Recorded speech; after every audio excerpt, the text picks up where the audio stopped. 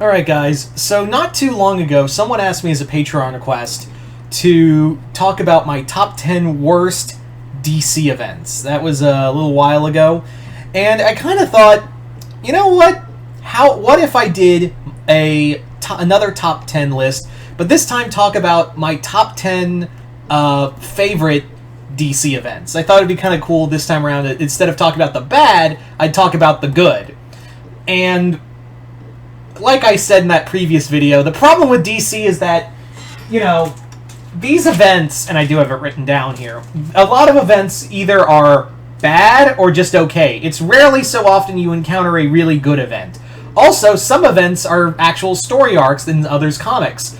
But that was hard to do, to like weed out which one would work, because I wanted to have this as events. There are three that are considered like story arcs in respective characters' storylines, but but the effects are felt enough that it makes it feel like an event, like the outer effects of it. So I was thinking about putting Judas Contract on here, but I was like, that's only really been effective in that only affected the Teen Titan comics, and maybe some fallout in some of the Justice League and Batman books, but not enough to warrant a spot on here. But if I did do that, it would be on Judas Contract would be on here.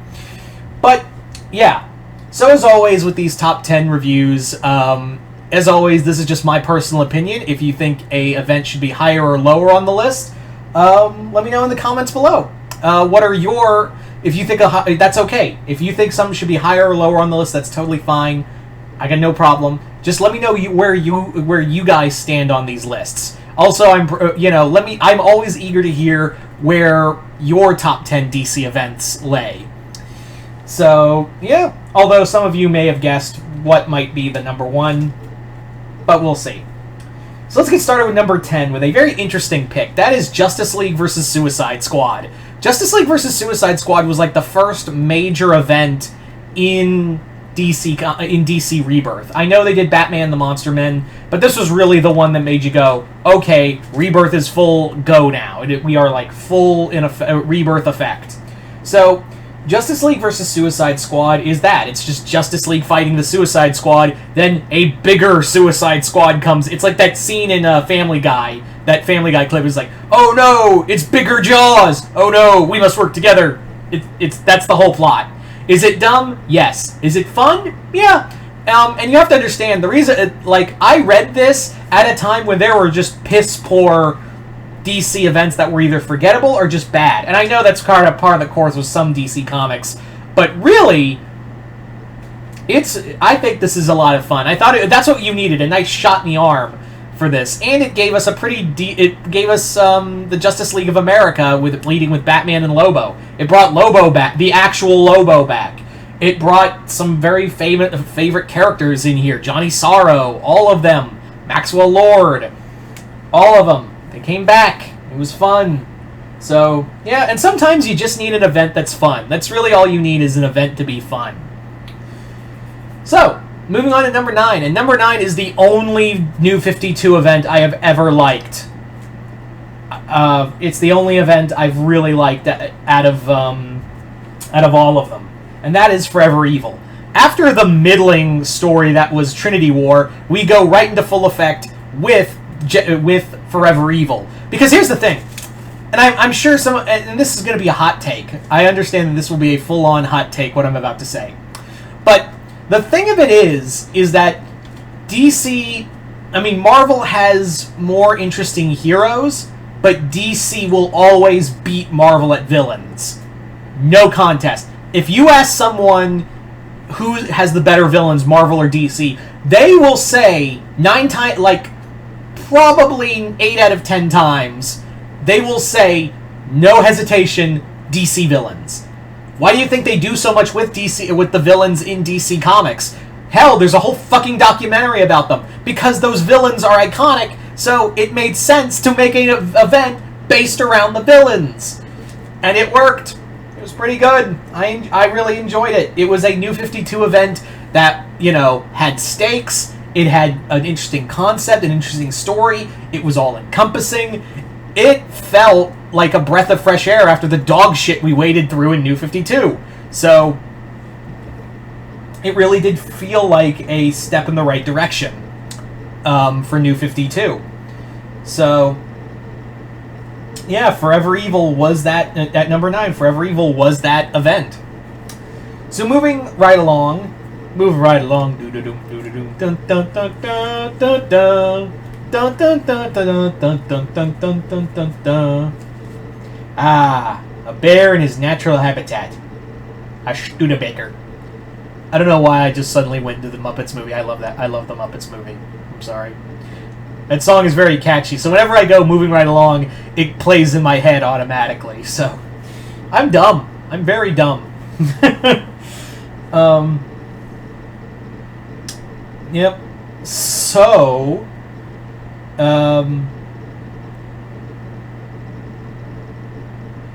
sorry, lost my train of thought. I had to look through the list real quick where we were at. Number 8. Number 8 is Infinite Crisis. Infinite Crisis is interesting because I know this one's kind of a hot take. Infinite Crisis is fun in that it's trying to be a sequel to a very powerful event, Crisis on Infinite Earths, and it does do some character assassination on Superboy Prime. But then again, in like this one, I don't go too hard on, even though yes, you had OMAC, you had a lot going on in this book. You needed a roadmap sometimes for this comic to really like understand it, like really get a grasp of it. But this comic really did feel like it was trying. This is what I think Jeff Johns was trying to do with Doomsday Clock all over again, where the universe needs Superman and the multiverse needs Superman.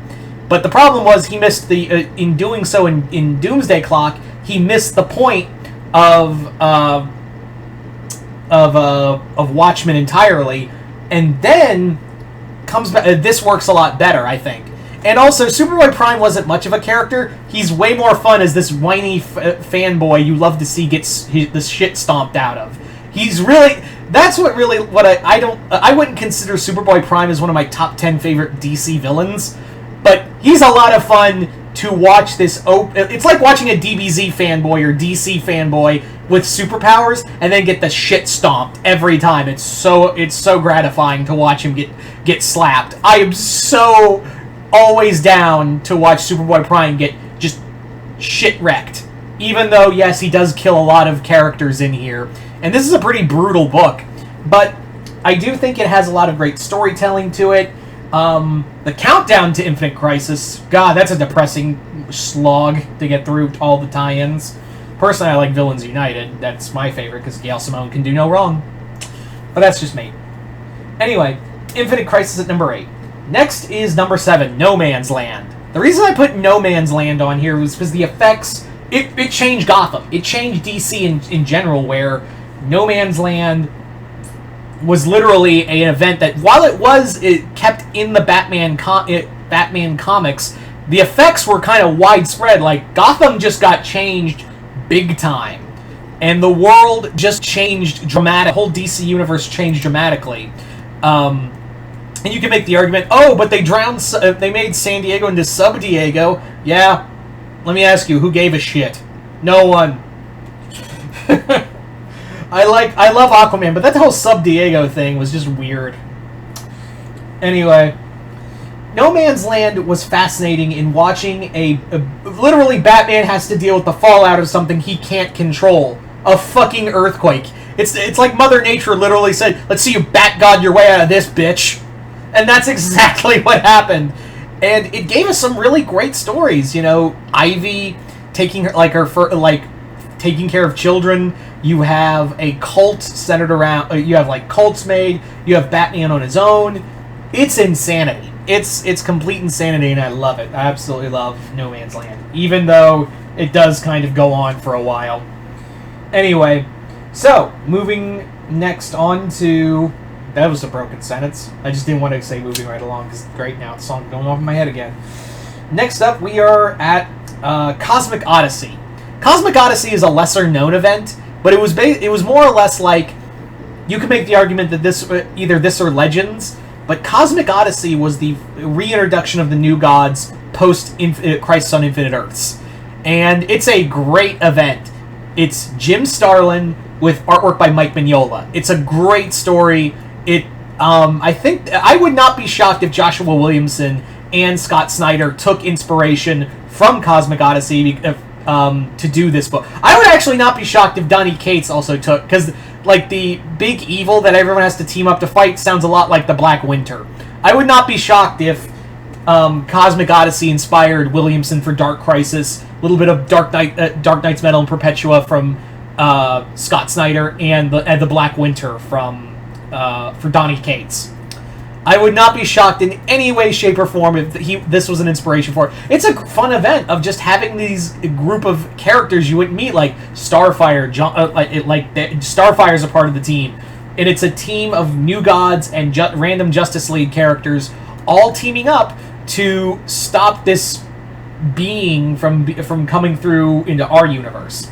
It's a lot of fun, and plus Mike Mignola and Jim Starlin.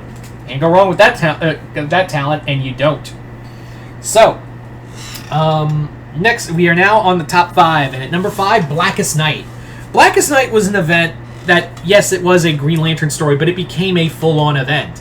Literally, every corner of the DC universe was being attacked by people being resurrected. It's a zombie apocalypse with lantern rings. That's what it is like, it's just a massive zombie apocalypse, but the zombies have lantern rings.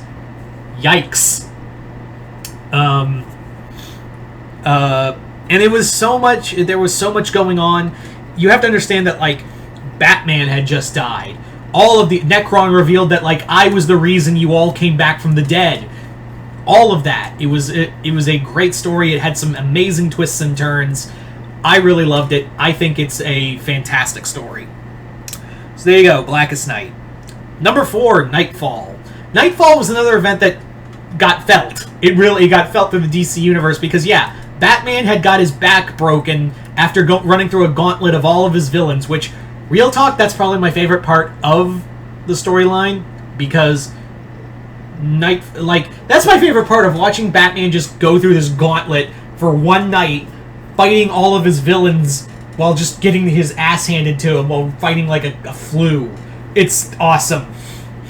And then that, you can't deny that, like, it's one of the most epic scenes ever of watching, you know, Bane just break Batman on his knee. So, yeah, Nightfall. So Nightfall kind of I do. Maybe that's just the '90s kid in me. Is that I liked a lot of the Azrael stuff. Like, looking back, like, it's kind of all over the place, but it's just kind of, especially towards the end. Night's End is kind of meh, but Night Quest has its fun moments. I do think Night Quest has some good moments with Azrael, even though it was very clear they didn't know what the flying fuck to do with Azrael. But anyway, also I can't deny that armor looks stupid, but I love it. That the Azrael Batman armor is fucking ridiculous, but I love it at the same time. Anyway, so now we're on to the top 3. Number 3, Death of Superman. Death of Superman was one of the most, like, monumental moments in DC Universe. And I know it's a Superman story specifically, but those effects are felt so strongly that it just echoed through the entire DC Universe. And good lord, did it show. Death of Superman is one of those, like, seminal moments, not just in DC Comics, but in comics in general, where we saw the guy we thought we'd never see die, and then, out of nowhere, 4 new characters take up that mantle. And it's an amazing story from beginning to end. And also, we get Parallax out of it in a roundabout way. Yay? Question mark? Anyway. So there you go. So moving on to number 2, the Sinestro Corps War. The Sinestro Corps War is probably my favorite event of the Geoff Johns Green Lantern era. That event really showcased how good of a villain Sinestro was, and also changes the DC universe in its own way of changing the Guardians. And yeah, when you find out that was the whole point of the Sinestro Corps, was that Sinestro just wanted the Lanterns to kill, that's such a fuck you moment to Hal. That's Sinestro's biggest fuck you to Hal I've ever seen, and I love it. This comic has some great action. It has amazing twists and turns. The artwork is incredible. I really love it. The problem I do have, and this is not the story itself, but the comic, I have both volumes of Sinestro Corps War, but one is paperback and one is hardback, and it just my inner OCD guy just is going nuts over it every time I think about it. So finally, what is number 1? Well, you can probably guess what it is. It's Crisis on Infinite Earths. It is the seminal DC event, guys. There's no other way I could go around it. Crisis on Infinite Earths is the event that is like where we all build upon. It's the building block for every fucking event in DC Comics. It literally changed the entire form of the DC universe from here on out, and everyone has been taking either inspiration from it or have wanted to be the next one. Look at I haven't read Dark Crisis, and that's another thing. Like, I haven't read every event known to man, so I couldn't put everything on here. So who knows? Maybe if I do this list again, maybe because that's the thing with these events. They're always changing. There's always new ones. But yeah, I haven't read Dark Crisis, so maybe when I do this list again in how many years, Dark Crisis may be on there. But that's the thing, is that Crisis on Infinite Earths, you can't top that. It was the book that made present-day DC Comics. I know it happened all the way in 1985 or 6 or whatever, but that's the thing, is that its effects are still felt today, almost 40 years from now. How could I not love that story? How could I not love that story? For what it is, it's a beautiful story of, like, cherishing the classic, bringing in amazing stakes. The Anti-Monitor is an amazing villain. All of it. It's great. I love it. And yeah, I know it's kind of a basic bitch to say, but I can't help it. Crisis on Infinite Earths is my favorite event. So there you go, guys. Those are my top 10 favorite DC Comics events. You guys tell me in the comments below. What are your top 10 favorite DC Comics events? Just let me know in the comments below. Like I said, if you think an event should be higher or lower on the list, that's totally fine. No ill will against you. Just let me know. Just let me know your favorites in the comments below. But once again, I hope you all enjoyed this. I'm Mr. Multiverse. I'll see you next time in the Multiverse.